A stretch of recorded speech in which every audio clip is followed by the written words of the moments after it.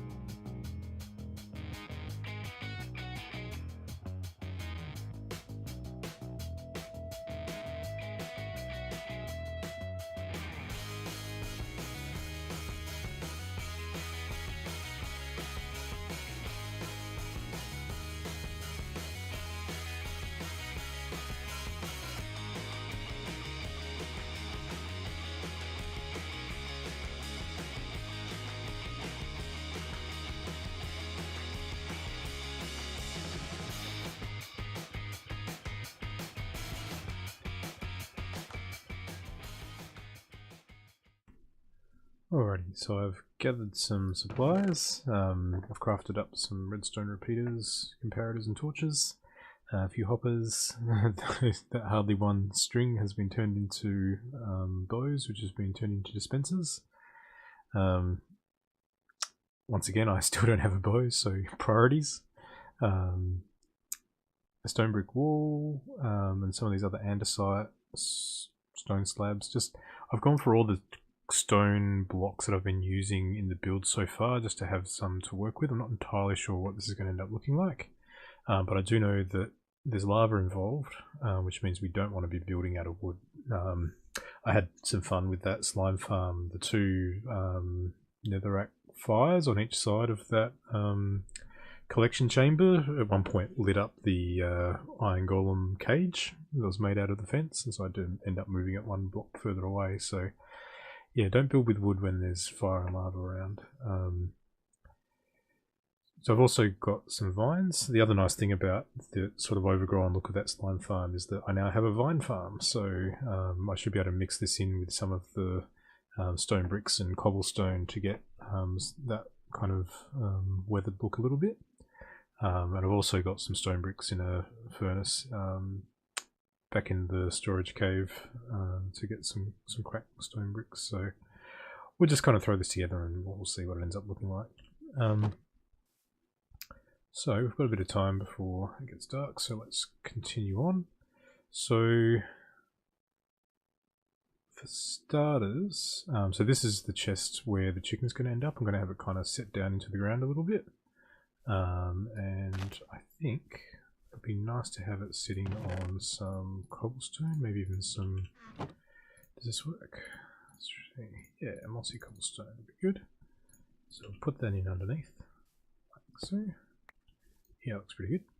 And then I want to have it sitting down with that lip of polished andesite stairs, because I thought that looked really good for in the storage room. So let's continue with that, just to kind of set it off a bit. So it's sort of sitting down like that. And I guess that corner is going to also want to be sort of andesite in behind it. So I might go solid andesite blocks for that. Like so. Excellent.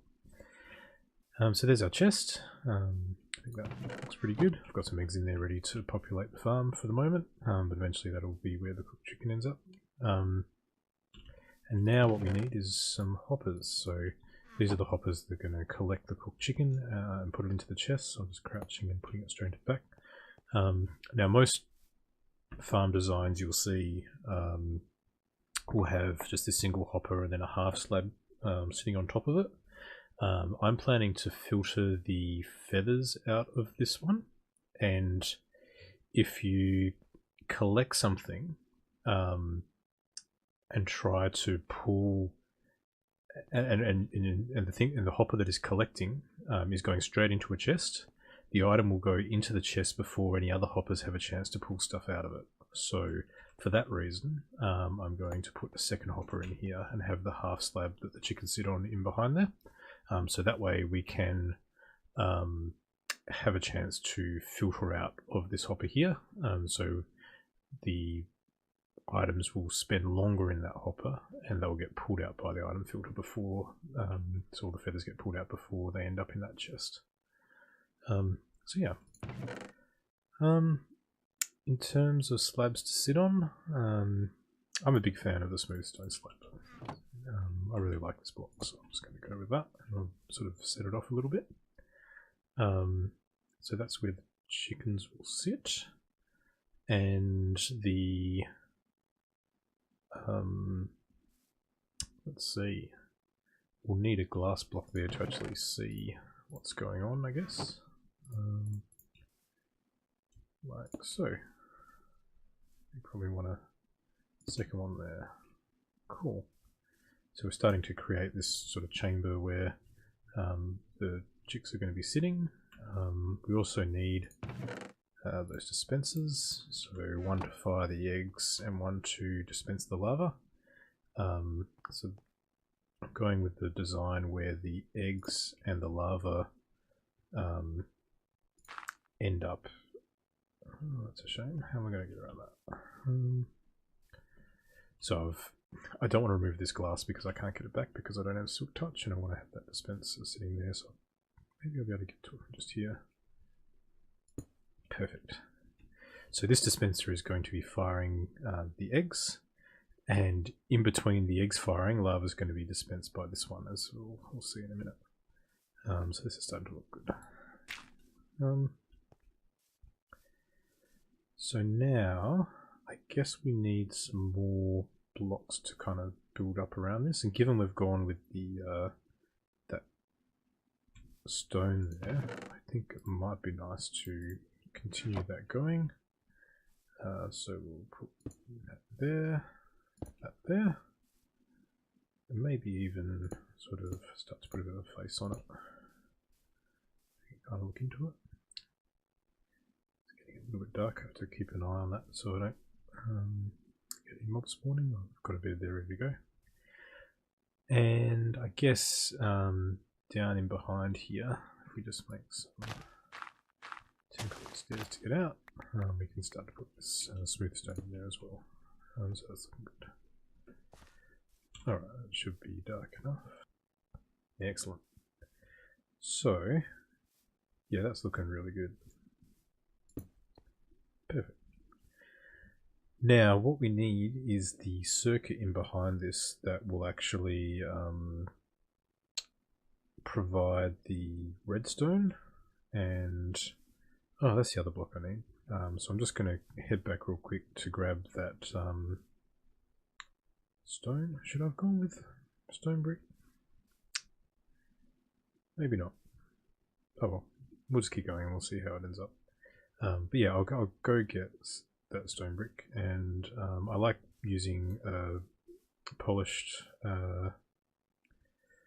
I'm looking at it, but I can't remember the name. Granite? Oh, I should know. Come on. What are you? Yeah, granite. Polished granite.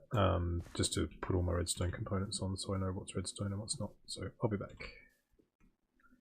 So yeah, if the reason I do this is that it's really easy for me to know if a block is important in terms of the redstone circuit, which is really helpful. And so if I sort of see it from underneath or come at it from a different angle, I know that that's a block that I shouldn't be moving. So I usually do this for any blocks that you can't see from the, I guess, outside of the build, just to make things a bit more clear. If it's something that's really complicated, sometimes I start using different sort of coloured blocks to sort of tell what's what, but for this I think we shouldn't need to. Okay. How are we doing? What do we need? So now we need a circuit here. Let's put a bit of light down there for the time being.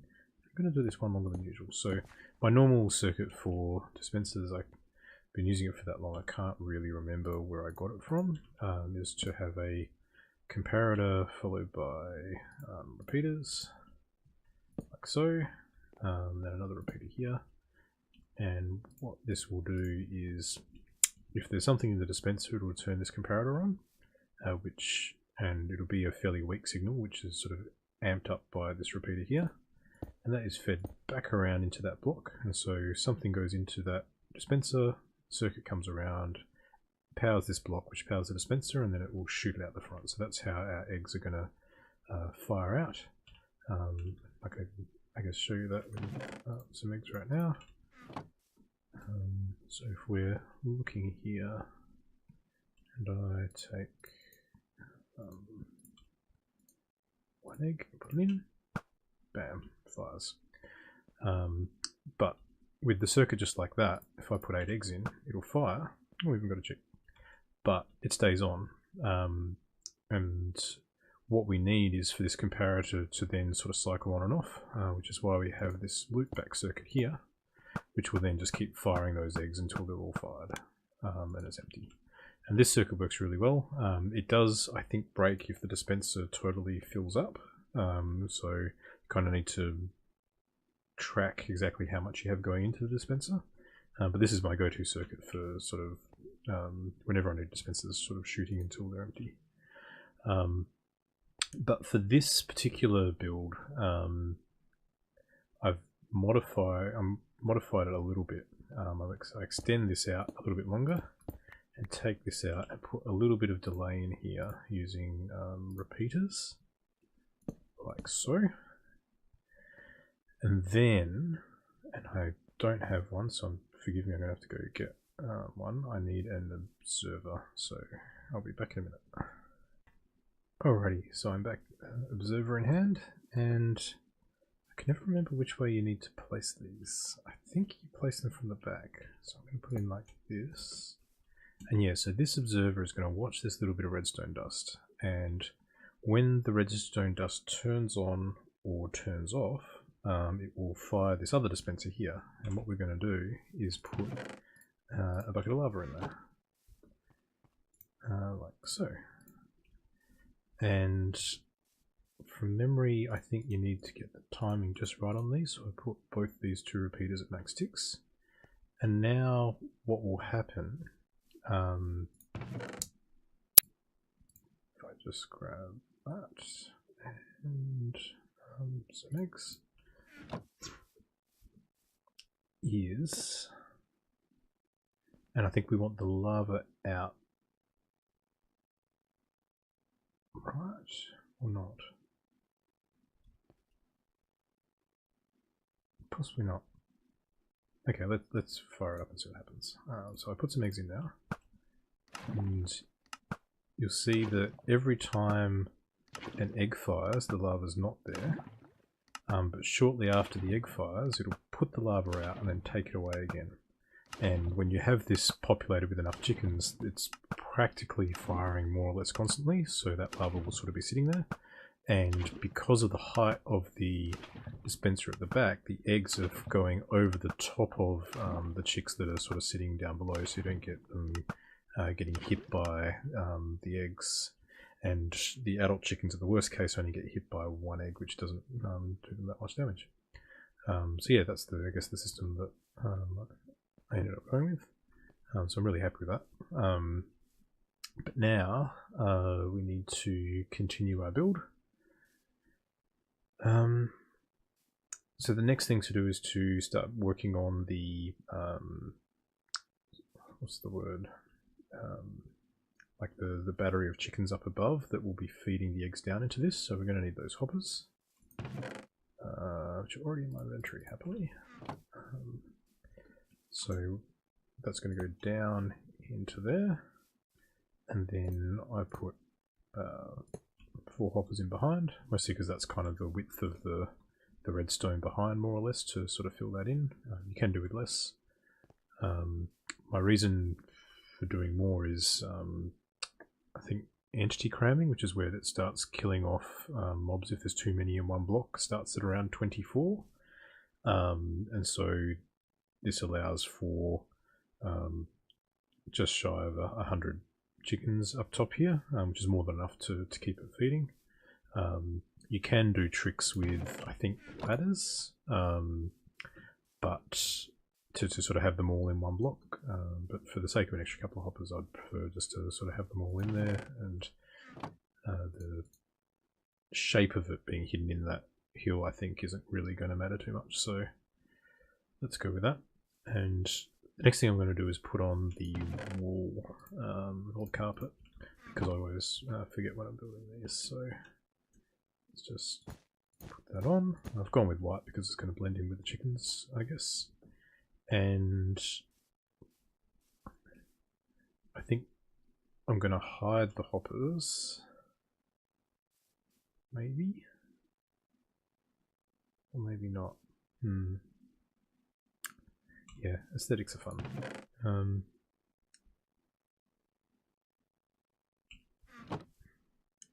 Yeah, I'm rapidly changing my mind on these solid stone blocks. We might end up going with the stone wall that we did before, so I'm going to switch that out real quick and just basically fill out this top layer to create a complete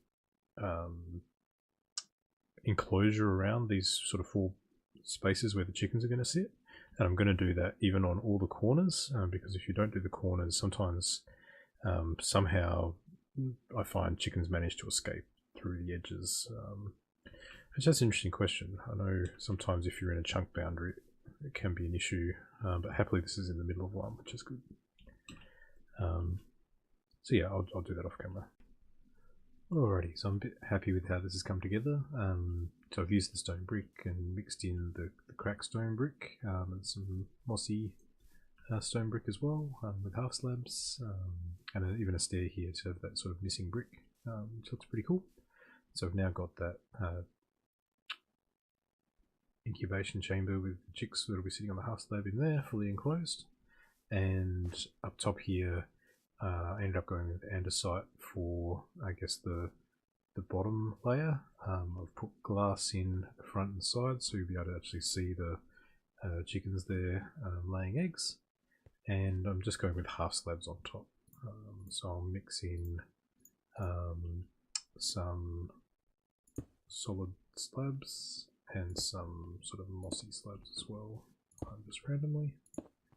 So that should look quite good, hopefully. And somewhere here we also need a place for putting in the actual chickens. So for now, I think I'm going to just put in some temporary scaffolding. This is just to make it easier to put the chickens in with eggs, because it can be a little bit tricky if you're just putting them straight in, because you end up, if you're sort of spamming the eggs as you're throwing them in, it will, sort of the eggs will hit the other chickens and it's a bit painful. So let's have a go at starting to get some happening. I just come up here and yeah, like that.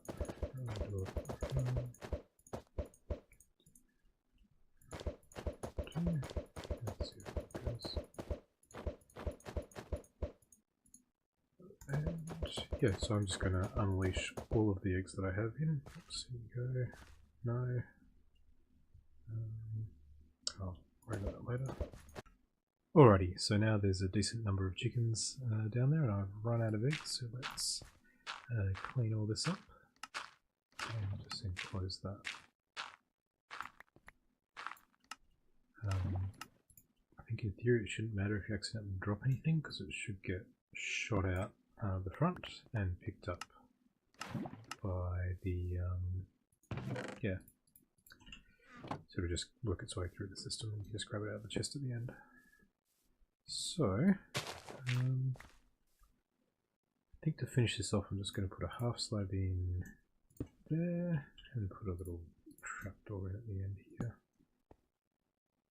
Yeah, that looks pretty good. Alrighty, let's take these out. I reckon. Oh, maybe that did look better. Hard to say. And I'm going to leave this open for a minute because I've got more to do. So at this point we have all those chicks there, and if I come down here and just try and get all of them in my vision there, and probably nothing else given we're looking up at the sky, there should be an entity count there of 51. Yeah, next to E in the top left. So there's about 50 chickens there, maybe, probably not 40 or something if there's other mobs sort of off in the background that are getting picked up. So that's a good amount. Like as I mentioned, I think I've done this in creative to test it out, and with 80 chickens it was pretty much firing constantly. So I'll see how this goes. If I need more, I'll put more in. I'm also a bit conscious that I think the friendly mob cap is something like 200, and that includes iron golems for iron farms, so I don't want to take up too much of that capacity with chickens, and at some point I'll probably reduce the number of sheep and cows that I've got as well. But for now I think this is a good amount. We'll see how it goes. At this point nothing's happening because they're all chicks and we're still waiting for them to grow up into adult chickens, at which point they'll start laying and this thing will start firing. So I might do a little bit of lighting up around it, maybe planting a few trees and make it look a little bit better while I'm waiting for those to grow up. Okay, so this is starting to look pretty cool. We've got some lighting around the edge, a couple of the spruce trees are beginning to grow. Ended up changing the top just a little bit. If I come around here, it was looking a bit bland from up the top looking down, so I put the corners to get that a little bit higher, then added buttons to give it a bit of depth, and I changed the stonework in the middle to solid slabs just to break it up a little bit. And I think it's getting dark, so I'll keep this quick. I think just looking down, this line of andesite looked a little bit flat as well, and so I put a tree there just to kind of break it up a little bit. So yeah, no, it should look good. So the next thing to do once I've slept is to start working on the feather filter. You can see this is starting to fire. I've got some chicks there growing up, larvae coming through, which is fantastic. So, I've gone and built the feather filter underneath. I'm a bit conscious that the episode's getting a bit long, so I think I'll just talk through quickly how it works. So here we have this filter, which is take a comparator out of this hopper here, and you can see I've got a stack of feathers here and some signs. And what this means is that this hopper can only pull feathers into it because there will never be any signs in the system.